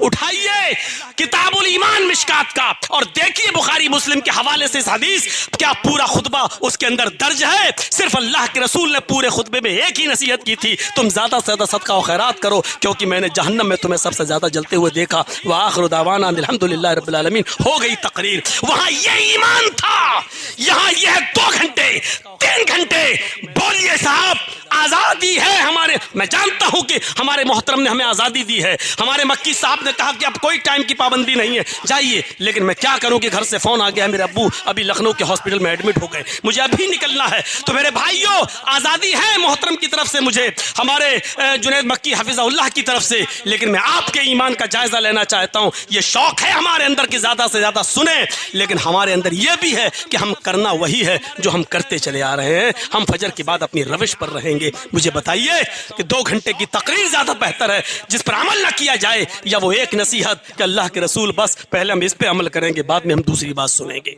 नबी अकरम का पूरी जिंदगी का सबसे लंबा खुतबा अगर कोई था तो हज्जतुल विदा का खुतबा था।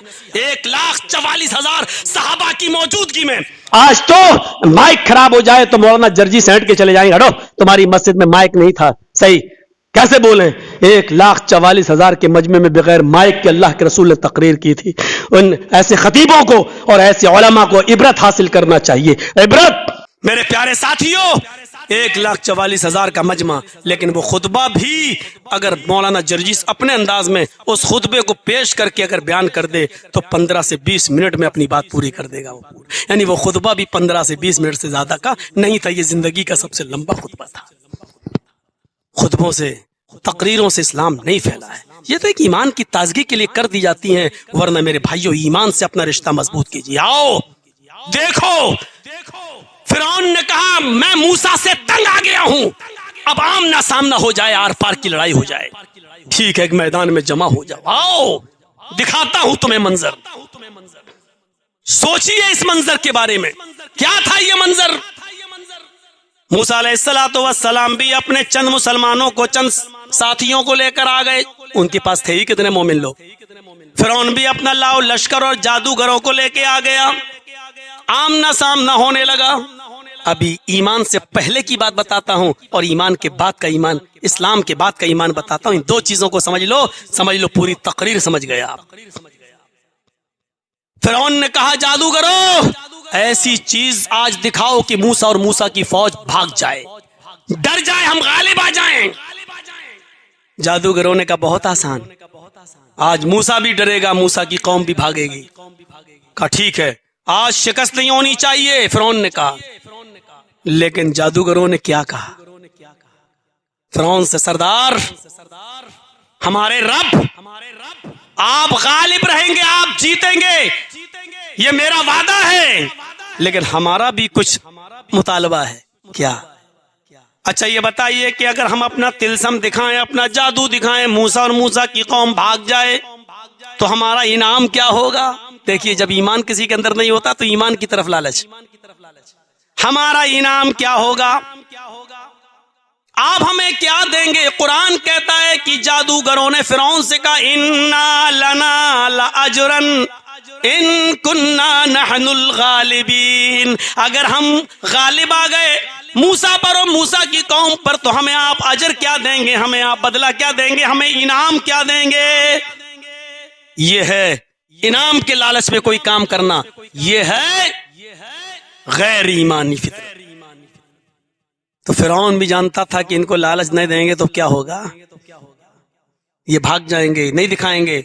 तो फिरौन ने जानते क्या कहा, व इन्नकुम लमिनल मुकर्रबीन, इनाम की बात पूछते हो तो मेरी कैबिनेट में शामिल हो जाओ। सही तर्जमा, हम तुम्हें अपना मुकर्रब बना लेंगे, हम अपने पास बिठाएंगे, हम अपने कैबिनेट में, अपने मशावरती कमेटी में हम तुम्हें शामिल करेंगे, जो भी काम करेंगे तुमसे पूछ कर करेंगे। कितना बड़ा भाई, कोई चीफ मिनिस्टर मौलाना जर्जीस को अपना करीबी बना ले तो हमारी तो 5 उंगली घी में है कि नहीं। कोई प्राइम मिनिस्टर अगर मुझे अपना सलाहकार बना ले, अपने पास रखने लगे तो हमारी तो 5 उंगली घी में है कि नहीं।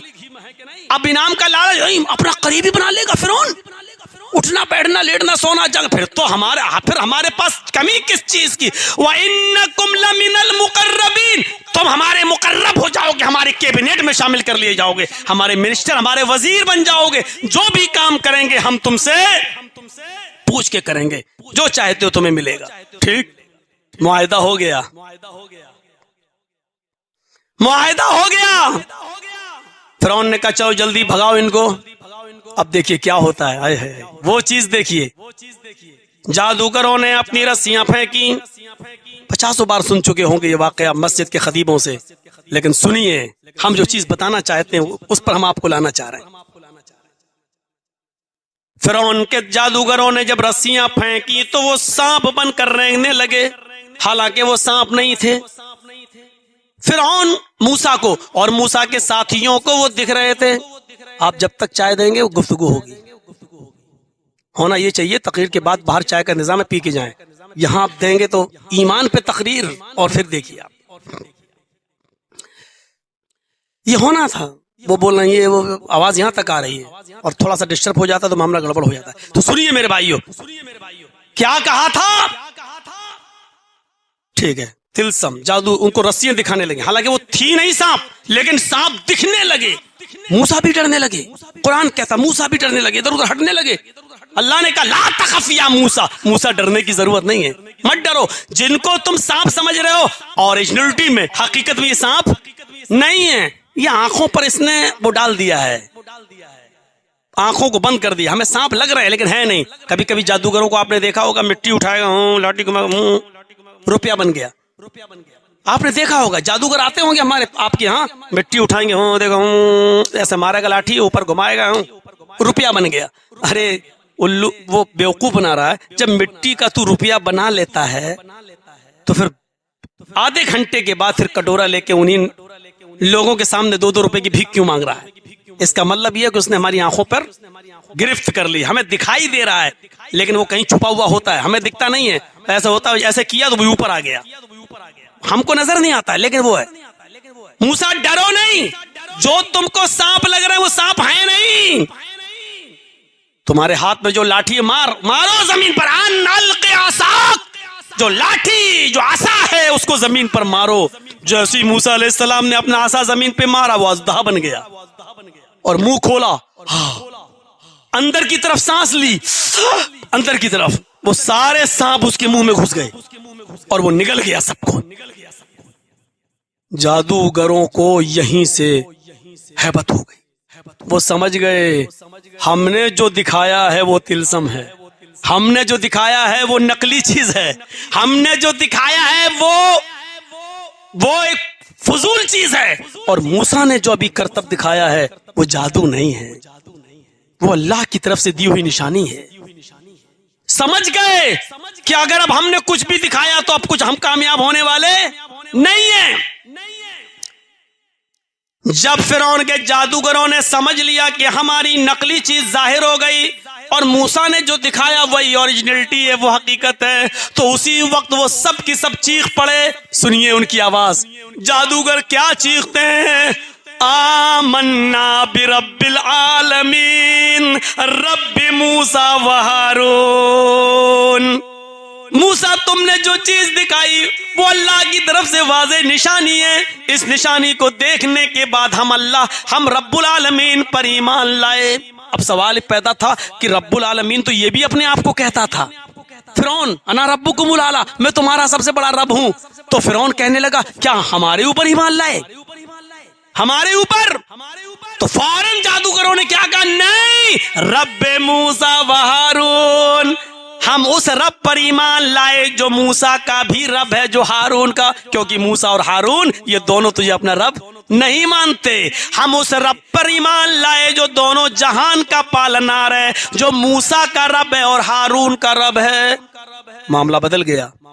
अब आपने जादूगरों की 2 हैसियतें देख ली, ईमान लाने से पहले उनकी हैसियत देख ली, और अब ईमान लाए, अब ईमान लाने के बाद की हैसियत दिखा रहा हूं। जब ईमान आ गया तब उनके अंदर ताकत क्या आई, अब देखिए वो चीज दिखाना चाहता हूं।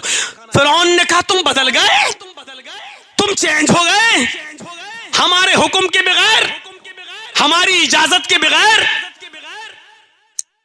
तुम बहुत गलत कर रहे हो, पलट आओ हमारी तरफ। का नहीं, ओरिजिनलिटी देखने के बाद पलटने का सवाल ही पैदा नहीं हुआ। फिरौन का पूरा लश्कर खड़ा है। ये चंद जादूगर जो ईमान लाए, अब लाओ लश्कर से नहीं डर रहे हैं, फिरौन के जालिम सिपाहियों से नहीं डर रहे हैं। ईमान पैदा हो गया इनके अंदर। अब क्या कह रहे हैं? नहीं, अब हम ईमान ला चुके, हम नहीं पलट सकते हैं। जानते हो फिरौन ने क्या कहा? पलट जाओ। क्या कहा? लन्नो सिरका अला मा जाअना मिनल बय्यिनात वल्लज़ी फतरना लन्नो सिरका। अब हम आपको हरगिज तरजीह नहीं दे सकते हैं उस निशानी के आ जाने के बाद जो हमारे रब की तरफ से वाज़ेह तौर पर जाहिर हो गई। मा जाअना मिनल बय्यिनात, अल्लाह की तरफ से वाज़ेह निशानी आ जाने के बाद, ओरिजिनलिटी देखने के बाद, अल्लाह की कुदरत देखने के बाद, मूसा अलैहिस्सलातु वस्सलाम की करामत देखने के बाद, अल्लाह की तरफ से ये चीज देख लेने के बाद अब हम ईमान से पलट जाएं, ये नहीं हो सकता है। इसके जवाब में जानते हो फिरौन ने क्या कहा? वो चीज देख लीजिए और ईमान पैदा कर लीजिए अपने अंदर। फिरौन ने क्या कहा? नहीं मान लाओगे, नहीं ईमान से बाज आओगे, नहीं मुझे रब मानोगे। कहा नहीं तो सुनो हम तुम्हारा क्या करेंगे। कहा क्या करोगे? काला उक़त्तिअन्ना अयदियकुम वअरजुलकुम मिन खिलाफ थुम्मा लउसल्लिबन्नकुम अजमईन।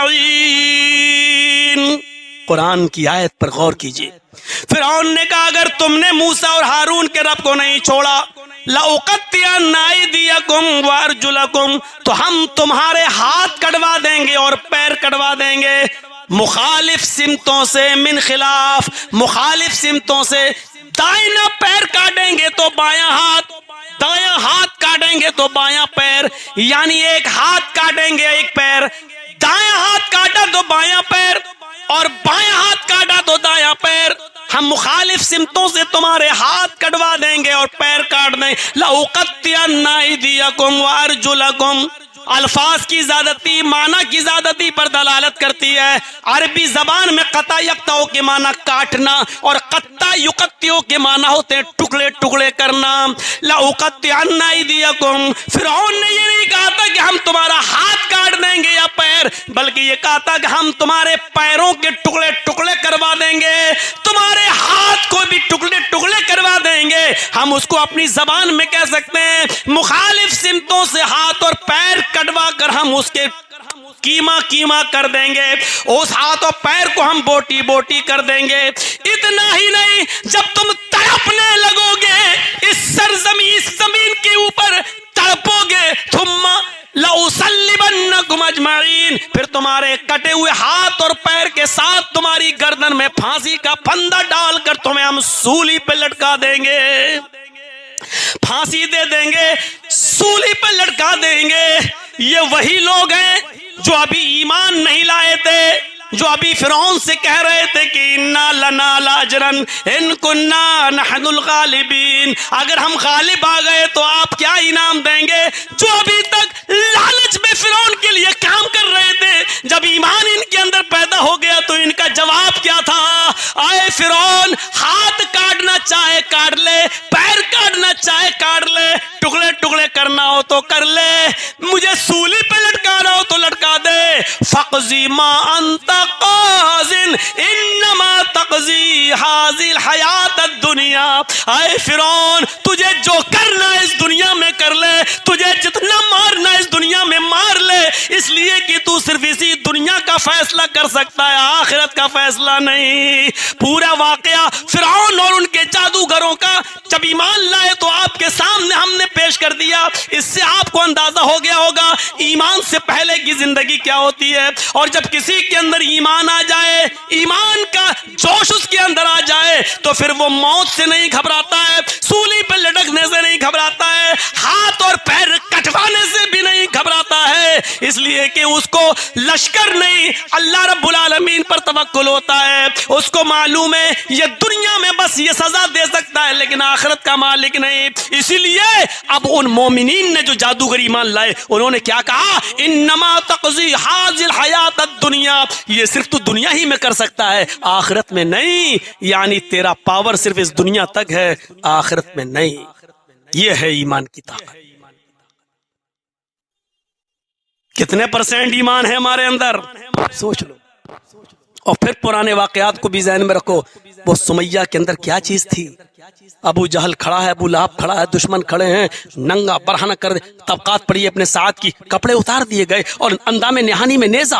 अकेली औरत क्या कह रही है? तसव्वुर कीजिए, अकेली औरत और क्या कह रही है? अम्मार और यासिर सामने, लेकिन ईमानी ताकत देखिए। क्या कहती है अबू जहल, जितनी देर तू हमें मारने में लगा रहा है उतनी देर मुझे जन्नत में जाने में लग गई। नेजा दाखिल किया शर्मगाह में, पीछे से हाथ बंधे थे। क्या कहती है सब्बित कदमैया अला दीनिक, यहां पर भी उसकी जबान से ये नहीं निकलता अल्लाह मेरी मदद कर, मुझे बचा ले, मेरी जान की हिफाजत। नहीं, ये नहीं कह रही है। क्या कह रही है, अल्लाह इसकी दी हुई तकलीफ है, कहीं मुझसे मेरा दीन न छीन ले, मुझे मेरे दीन पर साबित कदम रख। सोचो ईमान, क्या तसव्वुर है ईमान का। हमें थोड़ी सी परेशानी आ जाए, अल्लाह लॉकडाउन खोल दे, अब तो पेट पे लाले पड़ गए भूख के, अल्लाह ये 2 लोगों को अक्ल सलीम अता फरमा दे। हमारी दुआएं ये होने लगी। वहां इंदाम निहानी में नेजा, शर्मगाह में नेजा, हटा भी नहीं सकती कि पीछे से हाथ बंधे हैं। और क्या कह रही है, ये नहीं कहती कि अल्लाह मेरी जान की हिफाजत फरमा, क्या कहती है अल्लाह इसकी दी हुई तकलीफ कहीं मुझसे मेरा ईमान न छीन ले, मुझे साबित कदम रख। ये कौन सा ईमान था, क्या जज्बा था ये ईमान का। हम कहां हैं, किस जगह पर हैं, हमारी हैसियत, हम अपने ईमान को जरा तलाश करें। कितने मामलात हमारे सामने होते हैं लेकिन अभी हम उसी रविश पर हैं। हमारे अंदर इत्तेफाक नहीं होगा, इत्तेहाद नहीं आएगा। वही जलन, वही हसद, वही कीना, वही बुग़्ज़, वही इनाद, वही दुश्मनी हमारे दिलों में रहेगी। कहां है ईमान हमारे पास। अभी मौलाना जर्जीस के पास 2 रुपया ज्यादा हो जाए, अभी हम अपने से जो आदमी मुस्तहिक है उसका हक मार कर रुपए और पैसों के बलबूते पर हम आपके पास आकर हम अपनी एंट्री ले सकते हैं। उस वक्त हमारा ईमान कहां चला जाता है।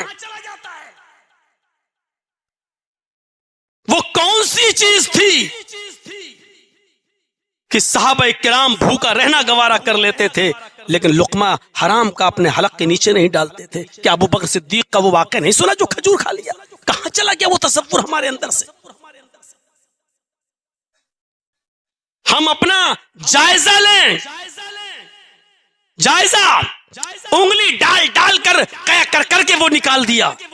हम तसव्वुर करें हमारा उठना, हमारा बैठना, हम अपने मुसलमान भाइयों को धोखा दे रहे हैं। या अय्युहल्लज़ीना आमनू ला ताकुलू अम्वालकुम बैनकुम बिल बातिल, ईमानो वालो, मुसलमानों तुम आपस में एक दूसरे का माल नाजायज तरीके से मत खाओ। मौलाना जर्जीस मोबाइल संभालना जानते हैं, मैकेनिक हैं। आप आए देख लीजिए, हमें मालूम है 100 रुपए में सही हो जाएगा, कमी क्या, 800 रुपए बता रहे हैं। कम होते होते होते होते 500 पे तो मामला आएगा, 400 पे तो आएगा, 400 डन। फिर भी हमें मालूम है 100 रुपए का काम है, 400 मिल रहे, 300 का फायदा। आप क्या समझते हो, क्या ये अहदो पैमान के तहत आपकी कमाई जायज होगी? नहीं। आपने क्या कहा, आपने उससे ये नहीं कहा कि 100 रुपए में ठीक हो जाएगा लेकिन हम 800 लेंगे, ये नहीं कहा आपने। आपने कहा कि अरे इसमें तो बहुत कमी है, इसमें तो इतना खर्चा लगेगा, बाहर जाना पड़ेगा, वहां से लेके आना पड़ेगा, इसमें 800 रुपए का आएगा। ये होते होते मामला 400 पे। आप क्या समझते हैं कि आपके लिए 400 रुपए जायज हैं? काजी शुरैह एक घोड़ा खरीदने के लिए निकलते हैं, घोड़ा बेचने वाला यहूदी था, यहूदी से पूछा ये घोड़ा कितने का है? उसने कहा 400 दिरहम का। देखो 400 दिरहम तो मैं दे दूंगा लेकिन पहले चला के देखूंगा घोड़ा है कि नहीं 400 दिरहम का। काजी शुरैह ने जब उस घोड़े को चला के देखा तो लौट के आए, कहने लगे क्या किसी मजबूरी में तुम घोड़ा बेच रहे हो? उसने कहा काजी साहब आपको इससे क्या मतलब है, 400 दिरहम है, लेना हो तो लो, ले जाओ। कहा नहीं तुम्हारा घोड़ा 500 दिरहम का है। उसने कहा देखो मेरी तरफ से कीमत 400 दिरहम है, अगर आप 500 देना चाहो तो आपकी मेहरबानी है, लेकिन हमारी तरफ से 400। काजी शुरैह ने कहा रुको एक दफे और देखता हूं। दोबारा घोड़ा दौड़ाया और चला, फिर आए, कहा तुम्हारा घोड़ा तो 600 दिरहम के लायक है। उसने कहा देखिए आप बार बार हमको टॉर्चर मत कीजिए, मेरी तरफ से 400 है, आप अगर 500 दे दें, 600 दे दें तो आपकी मेहरबानी है, लेकिन हम 350 नहीं लेंगे। काजी शुरैह ने कहा रुकिए थोड़ा सा और देखता हूं। फिर देखा, कहा नहीं यार 700 दिरहम के लायक। उसने कहा भैया आप जाइए, या तो दे दीजिए या जाइए। बार बार क्यों कहा, एक बार और गए, चेक करके आए और कहा तुम्हारा घोड़ा 800 दिरहम के लायक है। उसने कहा लाइए हमें रस्सी दीजिए, हमें नहीं बेचना है। मैं कितनी बार कह चुका हूं कि देना हो तो दे दो, 400 है मेरी कीमत, आप 800 कह रहे हैं, कोई 400 में भी लेने के लिए तैयार नहीं है। लोगों को मेरी मजबूरी मालूम है, इसलिए वो चाहते हैं कि 300 पे मिल जाए। उनको मालूम है कि इसको तो बेचना ही है, इसलिए उन्होंने 300 लगाई है, हमने 400 रखी है, क्योंकि मुझे जरूरत 400 दिरहम की है। काजी शुरैह ने उसको 800 दिरहम दी और घोड़ा ले लिया। हमारे यहाँ तसव्वुर क्या है, उस लड़के की माँ बीमार है, बाप को कैंसर है या माँ को कैंसर है, उसकी एक जमीन पड़ी हुई है, उस जमीन की कीमत है 5 लाख, वो बेचेगा क्योंकि उसको अपनी माँ का इलाज कराने के लिए और कोई रास्ता नहीं है। अब हम पड़ोसी हैं, हमारी नजर क्या है, 5 लाख की जमीन है उसकी, लेकिन मजबूरी में बेचेगा अपनी माँ का इलाज करने के लिए। हम 4 में ले लेंगे, हम 3.5 में लेंगे, 3 में लेंगे। और वो आदमी अपनी माँ का इलाज करने के लिए कहता साहब तुम तो जानते हो 5 लाख। हाँ कौन लेगा, कोरोना में बहुत ढीला चल रहा है मार्केट। नहीं नहीं नहीं, अरे जाओ जो ले ले, उसको मालूम है कि कोई और लेगा नहीं और इसके पड़ोस की जमीन हम ही ले सकते हैं। और फिर 5 लाख की जमीन को 3.5 में या 4 में वो बेच देता है बेचारा, मजबूरी में। क्या ये नाजायज तरीके से माल खाना नहीं हुआ, किसी की मजबूरी का फायदा उठाना? आप चाहे कितना कहते रहिए कि हमारा तो अहदो पैमान हुआ, हमने तो उससे मुआहदा किया, हमने तो तय किया, उसने खुशी खुशी दिया। नहीं, खुशी खुशी नहीं दिया, उसने अपनी माँ के कैंसर के इलाज के लिए अपनी जमीन बेची। आप 5 लाख की जमीन को ये सोचकर कि उसकी माँ बीमार है 5.5 दे देते, पड़ी रहेगी हमारी जमीन की कीमत फिर बढ़ जाएगी। आप ये भी तो कर सकते थे, 5 की जमीन को 4.5 में आप क्यों लेते हैं? 5 की जमीन को 5.5 में आपका जमीन क्यों नहीं गवारा करता है लेने का? हम हमेशा मजबूरी का फायदा उठाते हैं। लड़ो मरो इसी तरीके से और देख लीजिएगा हम इतना सब कुछ कर देख रहे हैं। हालात का जायजा, मौलाना कलीमुद्दीन साहब की गिरफ्तारी, हमारा अपने बारे में देखो, एक भी तकरीर यूपी में नहीं कर रहे हैं, फिर भी मीडिया पे देना। सारे प्रोग्राम मेरे बंगाल में हो रहे हैं, फिर भी जी हिंदुस्तान और इंडिया टीवी पर बार बार हमको दिखाना। लेकिन हमें इबरत हासिल नहीं हो रही है कि हम कहां हैं। हम नहीं मुत्तहिद हो पा रहे हैं, हम इबरत हासिल नहीं कर पा रहे हैं, हम अभी भी नहीं समझ पा रहे हैं कि हमें करना क्या है। शायद एक मिसाल से आप समझ जाएं कि 3 जानवर शिकार करने के लिए निकलते हैं। 3 जानवर शिकार करने के लिए, शेर और लोमड़ी और भेड़िया। शेर, भेड़िया और लोमड़ी, इन 3 जानवरों ने शिकार करने के लिए प्लानिंग बनाई, निकलते हैं तीनों जानवर शिकार। इस शेर को अगर आप समझ जाएं तो समझ लो सबको समझ गए। मेरे भाइयों, इस मस्जिद के अंदर हम इससे ज्यादा खुलकर नहीं बोल सकते। शेर का तसव्वुर कर लीजिए कौन है, और समझ गए। तीनों ने एक एक जानवर का शिकार कर लिया। शेर ने हिरन मारा, भेड़िए ने बकरी मारी और लोमड़ी ने खरगोश का शिकार किया। तीनों ने एक एक जानवर मारकर शिकार कर लिया और शेर के पास आए कि भाई लीजिए, तीनों जानवर रखे हैं, देख लीजिए कौन किसको खाना है। आप भाई राजा हैं, राजा समझ लीजिए, आप राजा हैं। अब राजा को तो सब खाना था, उसको परवाह नहीं है कि किस किसने क्या किया है, उसको तो ये था हम और हम ही रहे बस। उसने भेड़िए से कहा कि तुम फैसला कर दो कि कौन सा जानवर कौन खाएगा, फैसला करो। तो भेड़िए ने कहा बहुत आसान। अक्लमंदी से काम नहीं कर सका भेड़िया। भेड़िए ने कहा बहुत आसान। कहा क्या? कहा हिरन आप ले लीजिए, भाई आप राजा हैं, बड़ा जानवर हिरन, हिरन आप खा लीजिए। बकरी मैंने मारी है, भेड़िए ने कहा बकरी मैं खा लेता हूं, और लोमड़ी खरगोश। शेर ने कहा इतना बुरा फैसला, राजा कुछ भी कह सकता है, सब कुछ मेरे पावर में है। जमहूरियत तो तवाइफ की खूंटी पर टंगी हुई एक लैला है बस, नाम है सिर्फ जमहूरियत का, है कुछ नहीं। जिस बस्ती में चुनाव आयोग प्रधानमंत्री जी से ये पूछे कि बताइए क्या किया जाए, ओमिक्रॉन इतना फैल रहा, चुनाव होना चाहिए कि नहीं होना चाहिए, तो अब रह क्या गया है। चुनाव आयोग जब ये सवाल दूसरों से करने लगे तो फिर उसकी निष्पक्षता रह क्या गई है। तो मेरे भाइयों यहाँ ये बात को समझ लीजिए, भेड़िए ने क्या कहा बहुत आसान, हिरन आप खा लो, बकरी मैं खा लेता हूं, और लोमड़ी खरगोश ले लेती है। शेर ने कहा इतना बुरा फैसला, इतना मारा, पंजा उड़ गई भेड़िए की खोपड़ी, गई। इतना बुरा फैसला पता नहीं किस कहां से सीख के आया ये। लोमड़ी से कहा तुम फैसला करो। लोमड़ी तो समझ गई।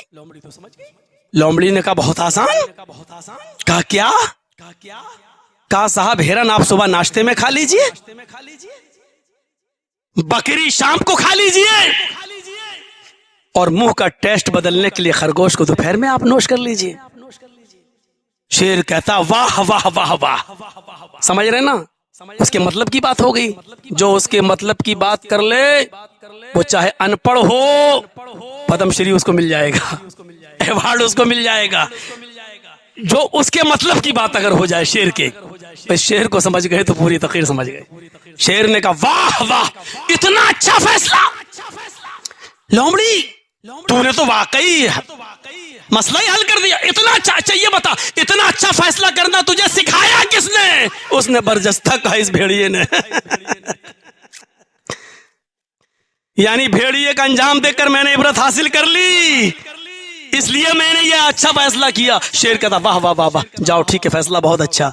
हम रोजाना देख रहे हैं कि हम मारे जा रहे हैं, काटे जा रहे हैं, कभी CAA और NRC को लेकर, कभी इसको लेकर, कभी उसको लेकर। मेरे भाइयों फिर भी हम इबरत हासिल नहीं कर रहे कि हमें करना क्या है। हम वहीं के वहीं मुड़ला रहे हैं, ये अच्छा वो अच्छा, हमारे लिए कौन। अभी तक हमारी अक्ल और हमारी खोपड़ी में बैठ नहीं रही है कि हमें करना क्या है। लोमड़ी की तरह इबरत हासिल कर लो, वरना वतन की हिफाजत करना दा मुसीबत आने वाली है। तेरी बर्बादियों के मशवरे हो रहे हैं आसमानों में। ईमान के ताल्लुक से चंद बातें हमने इस 1.5 घंटे की तकरीर में आपके सामने रख दी हैं। हम अल्लाह से दुआ करते हैं कि बारे अल्लाह हमारी ख़ताओं को माफ़ फरमा दे, हमारे गुनाहों को बख्श दे, ईमान हमारे अंदर पैदा फरमा दे, और ईमान जिस चीज़ का मुतालबा करता अल्लाह, उस मुतालबे को हमारे अंदर पैदा फरमा, उस मुतालबे को हमें पूरा करने की तौफीक अता फरमा। जब तक तो हमें ज़िंदा रख, इस्लाम पर ज़िंदा रखना, जब हमारा खात्मा हो तो ईमान पर खात्मा फरमाना। वमा अलैना इल्लल बलागुल मुबीन व आखिरु दअवाना अल्हम्दुलिल्लाहि रब्बिल आलमीन। अस्सलामु अलैकुम व रहमतुल्लाहि व बरकातुहू।